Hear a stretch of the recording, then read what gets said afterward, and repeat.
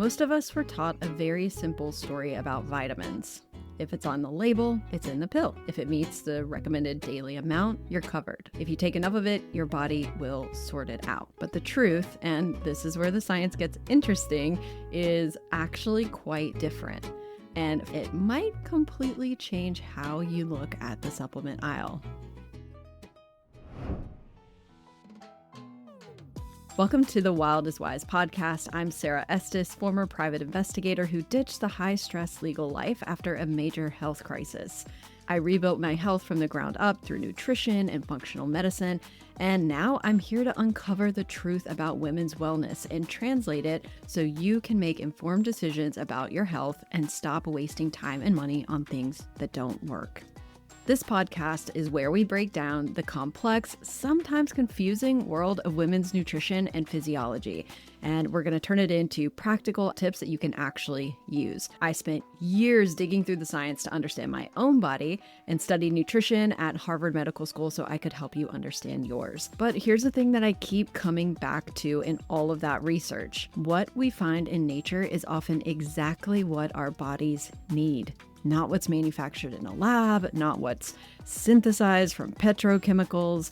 What grows wild, what exists in the natural world, what we've consumed as humans for thousands of years, that's what our biology is wired to thrive on. Wild is wise, and every episode we're going to explore why. We're going to get nerdy with the science, we're going to look at real research studies, and we're going to make it digestible and relatable and actually useful for your life. This is not about demonizing modern medicine or telling you to throw out everything in your cabinet. It's about understanding that when it comes to nutrition, nature got it right the first time. And we're going to explore what that means for your energy, your hormones, your gut health, and your overall vitality. As always, this podcast is educational, not medical advice. Please talk to your healthcare provider before making any changes. All right, let's jump in. Today, we're starting with something fundamental: vitamins.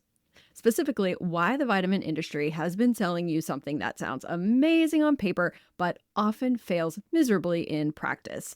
Just because a supplement label says it contains 500% of your daily vitamin B12, for example, that doesn't mean your body is absorbing anywhere near that amount. In fact, you may be getting a tiny fraction of what you actually paid for. The word you need to know is bioavailability. And understanding this one concept will save you money, confusion, and a lot of wasted effort trying to fix your energy with supplements that were never going to work in the first place. So, what is bioavailability? Bioavailability is the measure of how much of a nutrient your body can actually absorb and put to work. Think of it like this. Imagine you bought a concert ticket, but when you show up to the venue, security says your ticket is not valid in the system. So you paid for entry, you have proof of your purchase, but you're not getting in. That's what happens with low bioavailability nutrients. They're in your body technically, but your cells can't actually use them. They don't get in. And here's where it gets interesting and honestly kind of frustrating. The form of vitamin matters just as much as the amount, and maybe even more. Let me give you a real example. So let's look at iron. Most women know they need it. We hear about iron deficiency all the time, especially if you have a period or you're pregnant. But here's the thing, not all iron is created equal. There are two types of iron. There's heme iron and non-heme iron. Heme iron comes from animal sources, meat, liver, things that once had blood. Your body recognizes this form of iron immediately because it's structurally similar to the iron in your own blood, right? So the absorption rate of heme iron is between 15% and 35%. Keep that number in mind. Non-heme iron comes from plants, spinach, beans, fortified cereals, same element on the periodic table. They're both iron, but chemically it's different. And your body struggles to absorb this kind of iron. So the absorption rate for non-heme iron is only about 2 to 20%. So compare that to the way your body absorbs heme iron from those animal sources. That is about 15 to 35%. According to research published in the National Institutes of Health, that's a massive difference. So if you're taking an iron supplement or eating iron-rich foods, The source matters more than the milligrams on the label. Think of heme iron like a VIP pass. It gets escorted straight into your cells, no questions asked. Non-heme iron, it's like trying to get into that same venue with a ticket printed at home. Security is suspicious. They're like, this looks sus. There are extra checks, and most of the time it doesn't make it through. And this matters because iron does more than just prevent anemia. We know that anemia happens when you have low iron, but it's also critical for energy, focus, and maintaining healthy ferritin levels. You may have heard the term ferritin come up. It's being talked about a lot these days because there is new research that's coming out that shows how important our ferritin levels actually are. Ferritin is the protein that stores iron in your cells and releases it when your body needs it for oxygen transport and metabolism. So if you're not absorbing iron well, your ferritin tank, your ferritin levels, they stay low. And that's when you start to feel that brain fog, the fatigue, the constant exhaustion that, no amount of coffee seems to fix. Now, let's zoom out for a minute and take a look at the bigger picture. So natural vitamins versus synthetic vitamins. So before, when you're talking about iron, we're talking about the different sources that you can get from, animals and plants. Well, those are all natural sources, which is great. But I want to dive into a little bit natural sources versus synthetic sources, synthetic vitamins. So that means a vitamin that is created in a lab, not pulled from a natural food source. So it's not found in the wild, we're recreating it. So here's where the supplement industry gets a little, let's call it creative with the truth. Most multivitamins you see at the drugstore are made from synthetic compounds. So we're talking about vitamins derived from petrochemicals, coal tar derivatives, or industrial fermentation processes. Now, why would we do this?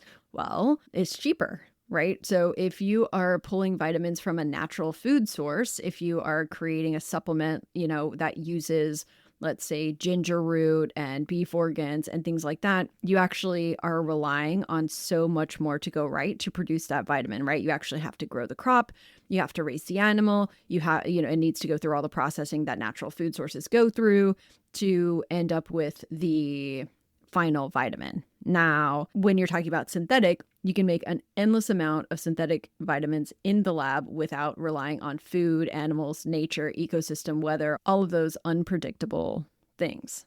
So that's why synthetic vitamins are so much cheaper and why a lot of vitamin companies use those instead of using natural sources for the vitamins.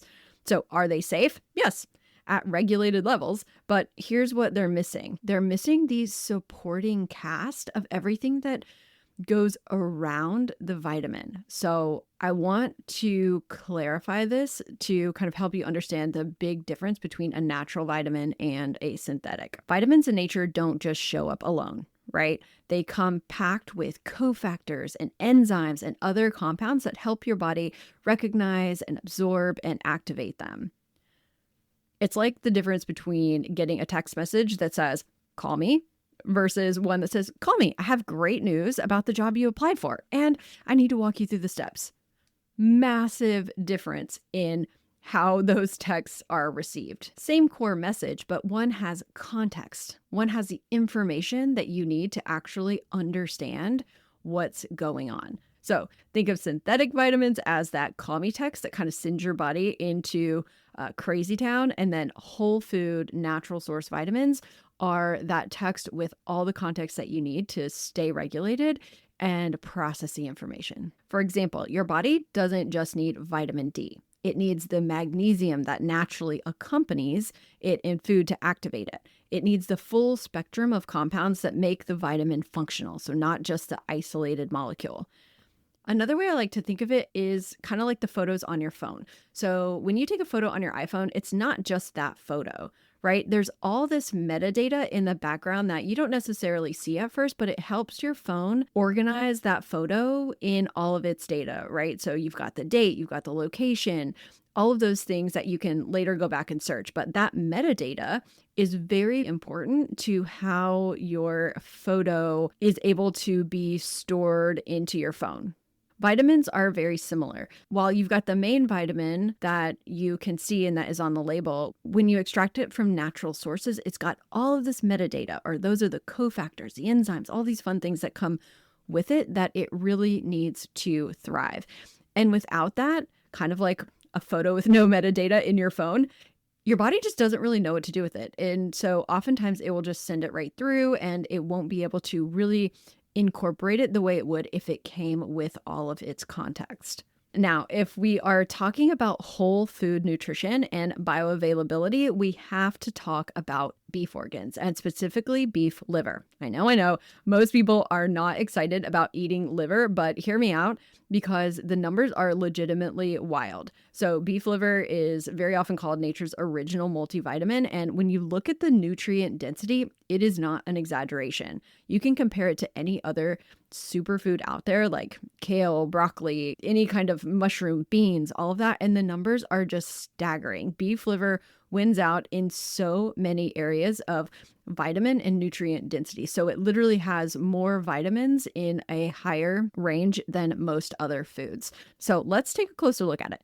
Per 100 grams, that's about 3.5 ounces, beef liver contains almost 60 micrograms of vitamin B12.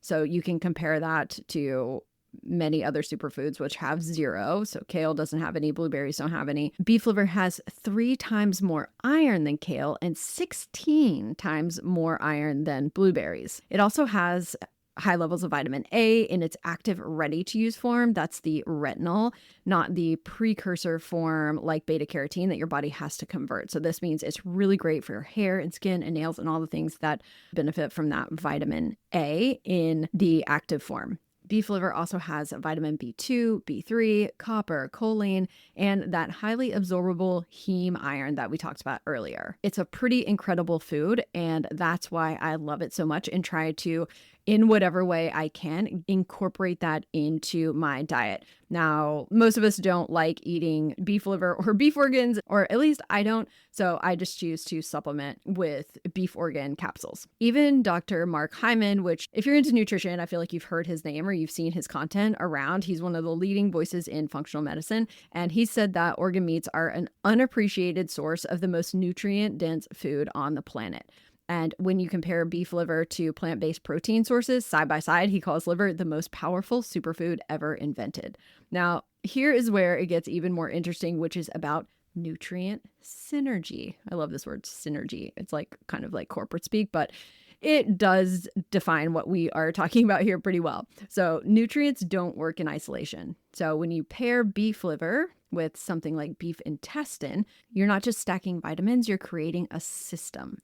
Liver brings the vitamins, minerals, and energy-driving nutrients, where the intestine brings collagen peptides and minerals that support your gut lining, the very place where nutrient absorption happens. So you're nourishing your body's systems and supporting the digestive infrastructure that makes absorption possible. So that's nature's version of compound interest. Love it.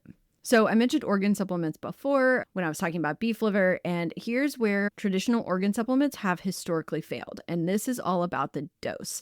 Very important. Most beef organ supplements on the market tell you to take like 6, 8, sometimes 10 capsules a day. We're talking about 3,000 milligrams or more of beef organs or beef liver specifically. And for a lot of people, that causes, well, exactly what you would expect. Nausea, bloating, horrendous burping.